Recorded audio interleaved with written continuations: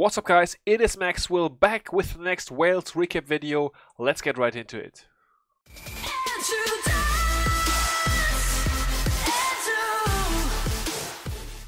We matched, as you can see, Made for War, who also are a Fair Play War clan, and came away with the W here, 86-73, also won by percent, but that of course insignificant in a, victory as big as this right here.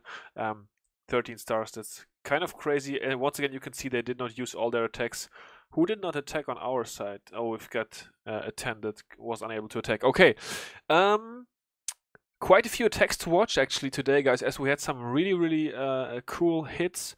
We're gonna start off at number 19, where we've got Prince of Dubai kicking us off with sort of an Avalanche variation here. Very interesting for sure.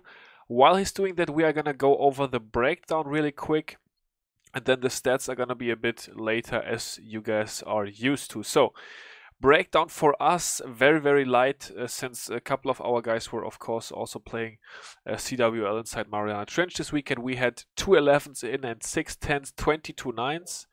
They had 3 11s, 6 10s, 3 10.5s and 18 9s. So quite an advantage for Made for War, 1 more 11 and 3 more 10.5s. But yeah, let's see. Prince of Dubai coming in right here, setting a very wide funnel. As you can see, he has already placed all 4 of his golems, so those are doing work. We've got Queen moving in behind, has not placed the King yet. He's gonna be using that shortly here, I'm sure. Yeah, we've got 1 golem stuck on the wall. Unfortunately, the bowlers catch a giant bomb right away. That's unfortunate. That's gonna force a very early heal spell here. But let's see, he's gonna be okay, I guess. This wizard tower left standing, he might be using his hawks on that, or is he just gonna leave that up until the end of the video, the end of the raid. Poison spell down for sure on those defensive clan castle troops. And then he's got 4 loons and 2 hawks left to snipe some back-end defenses. I'm assuming he's gonna be able to take out those 2 back-end archer towers with the loons. Maybe he's just gonna wait for his queen to kill the enemy queen. There we go. Queen takes out enemy queen, and now, yeah, he's coming in with 2 loons to take out those archer towers. Nice and easy. And then he's got the 2 hoggies left, which he can use at any time to take care of a couple more defenses. He's gonna wait for the golem to tank this wizard tower. Then he could take out the wizard tower if he wanted to, but looks like he's gonna wait a bit longer. And let's see.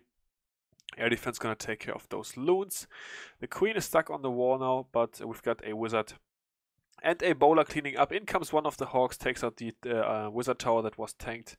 And yeah, very patient and very cool hit overall by POD. That was 19. Okay, we're moving on to number 13, where we have got Ocampo, our boy Camps, coming in with the Queen Ho, also getting himself a triple. And yeah, very natural, very easy funnel here. As you guys can see, the queen cannot walk towards the right because there is this dead zone. He's got Kiwi Walk coming in to set the funnel for queen, who is meant to charge up this entire base here. Of course, queen is going to take a good path. The king is going to die after it lures out the clan castle there, but the queen is stepping her way into this compartment, so he's looking good so far. Queen is gonna make her way in there even further. Everything is targeting the queen. Thankfully, the baby dragon does not go towards the healers, so queen is gonna be able to take it out nice and easy. Here we go. It is down. The witch just stays inside the poison, which is of course important. Queen does get the witch down, otherwise a witch can really slow down a queen walk as well. Utilizes the next rage spell as the queen is taking quite a bit of heat. She takes out the enemy queen up next. Then he's going to be able to start the hogging. He's got a skelly spell, so opting to use only 1 poison to have a back-end skeleton spell somewhere. He's got 1 hog coming in for this mortar, just so he can be able to start the cleanup down there, I'm assuming. And then, of course, the bulk of the hogs coming in over at the top. First heal spell down. Let's see, he's probably not even going to have to use all his hogs for this one. Very nice queen charge for sure. Very well done by Camps here. He's got 2 more heal spells left, so only 1 being used for queen. Yeah, definitely makes for an OP hog portion of the raid as well. Still no cleanup down here. Maybe could have used a couple of goblets or something. But anyways, that's just style. He's absolutely wrecking the space. Brought the Skelly spell for the enemy BK, so very smart use of that Skelly spell there. Swagging the heal, very well done to Camps. And that moves us on up to a very interesting attack that TDH actually did on this 10.5 right here with a Town Hall 9. Interesting stuff for sure. You can see the Archer Towers are all maxed out. A couple of those Wizard Towers are upgraded. The Teslas are upgraded for sure. The air defenses are upgraded. But still TDH is going to TDH it. So let's watch the Master take this base down. In case you guys were not aware of this, TDH on his Town Hall 9 account that also has his name is at a 62 streak right now. So he has got 62 Town Hall 9 triples in a row without a single fail. So that's straight up insane, guys. TDH puts in a lot of work planning and has awesome attacks. And I thought for this, he of course 6-packed again on his Town Hall 9, the other Town Hall 9 inside this war also. But I thought I would throw this attack into the recap, guys, because take a look, TDH is even able to take down 10.5s with upgraded point defense with a 9. So that is super awesome, and even the maxed out air defenses are not going to be able to stop him. So maybe he's not gonna swag on this attack. He usually swags an average of 1 rage spell, I'd say, per Town Hall 9 attack. But for this one, he's probably gonna have to use them. Yeah, very cool charge. He's gonna be able to take out a lot of point defense.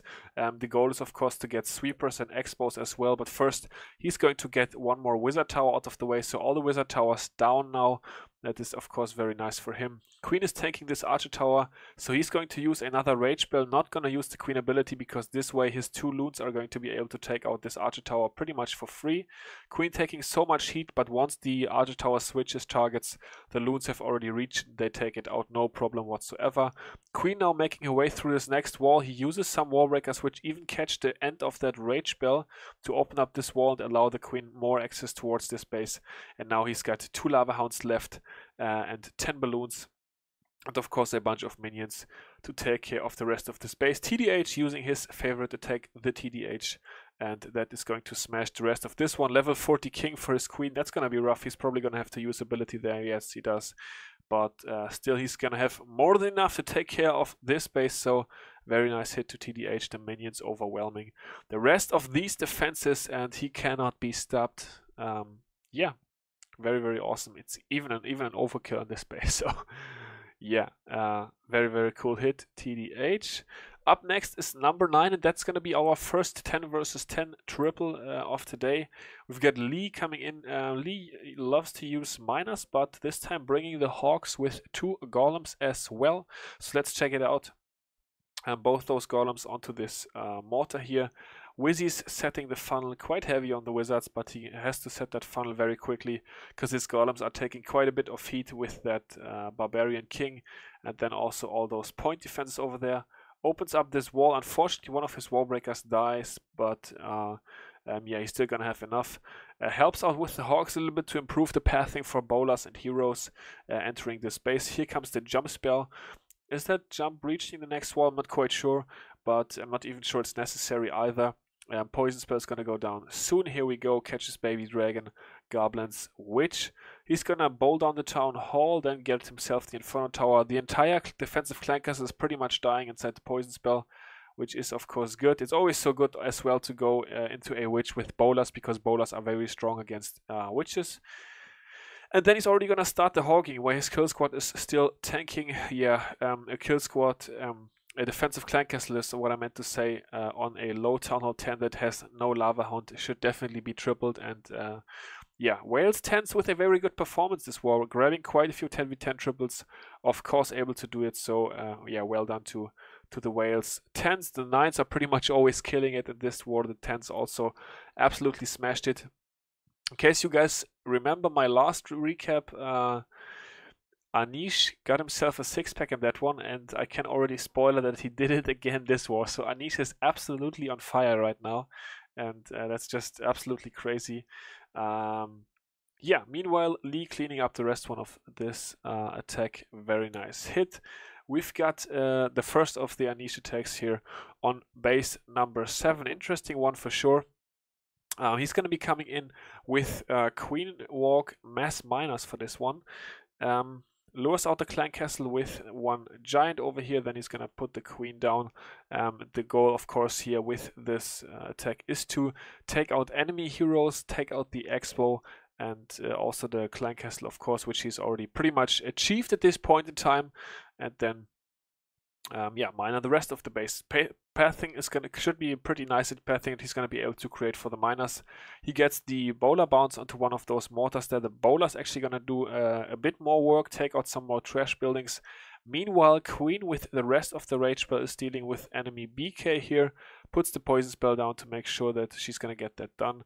Then while Queen is tanking, she's gonna take out the enemy queen, take out a Tesla, and then step up. Is he not gonna take out the expo? Okay, so I guess he's gonna break into this compartment here maybe, and then get the expo that way. I don't know, we'll see. It's gonna come up here soon. But yeah, anyways, we've got the Kiwi walk. I guess he wants to charge the Inferno Tower rather than the expo. Hopefully the healers are not going to be into in expo range there for too long. Yeah, Queen stepping up, he puts the wall breakers down, cracks open that section, and the queen steps right into that compartment. Yeah, well, I guess Inferno Tower is a bit better value than a level 3 expo. So let's see, he's going to start with his miners onto that expo right away. Of course, not a lot left now that can really harm the miners. The clan castle is down. We're going to have to see if the skeleton traps are going to be put to ground or to air.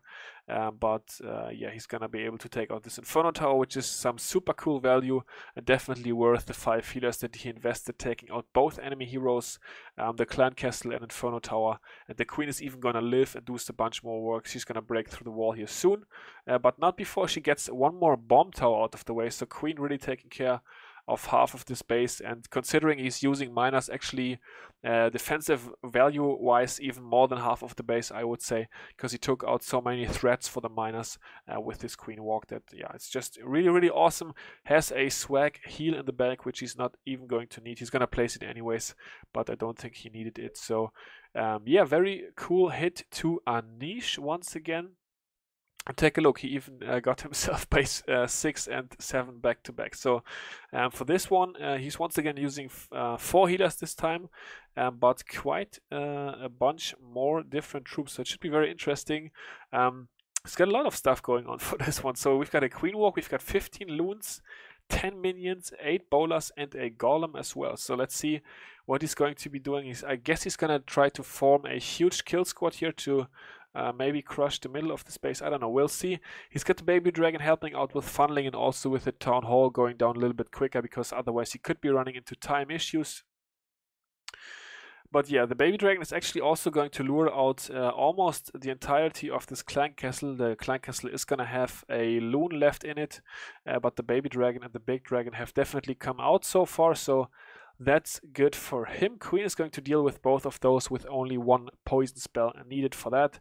Down goes the dragon, and then the queen is good to go to continue her merry way along the side of the base. Bowler funnel, nice and easy over the gold mine, bouncing down the army camp right there. The golem tanking. The bowler bounces are doing work over here. Down goes the gold mine as well. Down is going to go the builder hut. Up next, queen jumps to get this air defense out of the way. Out comes the clan castle balloon that was still left in there because the baby dragon, of course, did not lure it. Meanwhile, BK is doing work, helping out with the kill of the enemy queen. The clan castle lava hound comes out as well to tank for the balloons. Expo goes down. The queen is closer and closer towards the core. BK is taking out the Inferno Tower, which he actually froze. Very interesting decision to freeze that Inferno Tower. I would have thought he would have frozen the other one. But anyways, loons are crushing it. Haste and heal spells are helping them out. Yeah, and then the rest of the space is toast. This is quite an overkill as well. Queen even takes out the last air defense with the help of the balloons.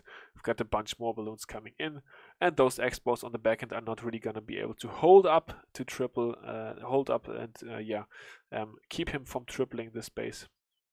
So yeah, another 6-pack by Anish, 10v10, just like that. Of course, no, not CWL invite level bases here, but still awesome performance. Gotta get those in first before you can brag about it. So yeah, very cool, very great stuff for sure by Anish. And then for the last of our 10v10s for this war, that was 4, so 4 10v10s. Take a guys, you gotta put that into perspective. We had 6 Town Hall 10s inside this war. We had to do 10v11 against 3 11 bases. And we got 4 10v10 triples. Now, if that's not good, I don't know what is. So, yeah, awesome guys over here that are doing the Town Hall 10 inside Wales. So, Smile is going to be coming in for this one with dragons. And at first, he's going to use a bunch of archers and minions to funnel some trash buildings with these bases. There's always so many trash buildings around the outside that you can most of the time take care of very cheaply, so that's what he's doing. And of course, very nice for a dragon attack to be able to get that trash out of the way. Still has not placed his heroes. He's probably going to be using those back end. He's going to start off with 2 rage bells, using 4 rages and 3 hastes for this attack. It's going to have a Lava Hound floating throughout the entire base. Lava Hound, of course, meant to soak up a big amount of traps and then also tank that back in air defense while he hastes in some balloons, and that's what the Hound is doing. So good job on that. The enemy heroes have come in back end to tank some defenses and also take out the last air defense for this base. Could have placed him a bit earlier maybe, so the BK could have tanked those expos, but anyways, he's looking good. Places down his last spell, which is of course another rage spell. Here goes King ability. King is going to make his way through the wall very soon. The Queen is taking out a Wizard Tower, another Archer Tower, and then she's gonna follow the King in throughout this wall. The last dragon is down at this elixir storage. Queen takes care of one of the expos. The dragon is now approaching, and it is going to help out with the expo. The barbarians doing a bunch of tanking. Actually, the barbarians that were summoned through the barbarian king's ability, those are going to allow access towards the last expo. Queen is going to take care of that with her ability. Also takes care of the Scally Trap, and then the Archer Tower. Definitely not going to be strong enough to keep enemy Queen away. So she takes that out, and that is going to wrap it up for the 4th 10v10 triple that Wales got inside this one. And then we've got 1 10v11 to look at Kevin, who was able to actually get base number 1 and number 2 down. So a very good performance, 10 versus 11 by him. Both times used 4 golems, so it seems like that is definitely one of his favorite armies. And yeah, Bowler bouncing those mortars down. So once again, base design OP over here. But yeah, still takes advantage of that. Bounces down those mortars, and then take a look. He's even getting more Bowler bounces, being out of range, bouncing over those gold storages. In this case, on the left side, he's going to hit the cannon. On the other side, he's not going to hit the cannon. But why not do more Bowler bounces? Why not bounce down another mortar here at the bottom? It's going to give him some nice percent, and also going to improve his golem pathing. So, while the bowlers are still bouncing, he's going to use a rage spell for the golem bowler rage here at the bottom side of the base. Not a lot of damage. The point defense is bunched up in this section, but on the other sides of the base it is sort of spaced out, so that's why his golems on the flanks are not really taking that much damage in the initial stages. He's coming in with more golems and more bowlers and creating himself the path towards the town hall. As you can see, the way he's approaching this, the Inferno Towers are not even going to be a factor for grabbing the town hall inside this attack, so that's of course something you don't really want as a town hall 11 base designer. But yeah, that's how this base is laid out, so safe to say it's not the greatest base ever, with the Inferno Towers not covering the town hall. But anyways, he did very nice on this, has the poison spell down for the defensive clan castle troops. Queen is gonna jump in, no, not gonna jump in, gonna reroute for the baby dragon. Now she's going to jump in and finally take out the town hall, while the witches and the skeletons die inside the poison spell. Very well placed poison spell. Queen ability is going to be able to take care of the rest of this town hall, and that's going to be the 2-star for 55%. Yeah, 55. So very nice job to Kevin. That's going to do it for this one. Pretty clean map. We could have cleared 10s, but did go for a couple of 11 versus 11 attempts in the end. Stats for this war: 1 dip fail for us and 2 11 versus 11 attempts. So technically 3 fails on 11 attacks. And for Made for War, they had 2 dip fails and 2 11 versus 11 attempts. So yeah, very good performance by us, a sloppy one for them, and that's gonna give us another victory. So looking strong over here. Thank you guys for watching. It's gonna do it for this recap. Hope you enjoyed, and until the next one, I will see you all later. Peace out.